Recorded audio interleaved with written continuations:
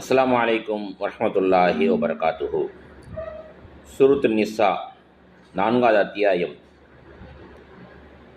முனாஃபிகள் திட்டமிட்ட கொலை, ஹிஜ்ரத், தொழுகை நேரம், எதிரிகளின் எதிராக உறுதி.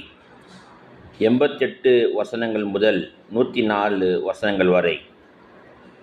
வெளியில் முஸ்லிம் போலும் உள்ளே காஃபிர் போல் இருக்கக்கூடியவர்கள் பற்றியும், திட்டமிட்டு கொலை செய்வது மிகப்பெரிய தண்டனை என்பதை பற்றியும், சலாம் சொன்னவரை உடனடியாக காஃபிர் என்று சொல்லாதீர்கள் என்பதை பற்றியும், அடக்குமுறை இருந்தால் ஹிஜ்ரத் செய்ய வேண்டும் என்பதை பற்றியும், அல்லாஹுக்காக தியாகம் செய்ய வேண்டும் என்பதை பற்றியும், பயணத்தின் தொழுகையை சுருக்கி தொழுவது அனுமதி பற்றியும், போரில் தொழுகையை விடக்கூடாது என்பதை பற்றியும், தொழுகை நேரம் நிர்ணயிக்கப்பட்ட கடமை பற்றியும், மூமின்கள் ஒருபோதும் மனம் தளரக்கூடாது என்பதை பற்றியும் அல்லாஹ் ரப்புல் ஆலமீன் திருமறை குர்ஆனில் சொல்லி காட்டியிருக்கின்றான்.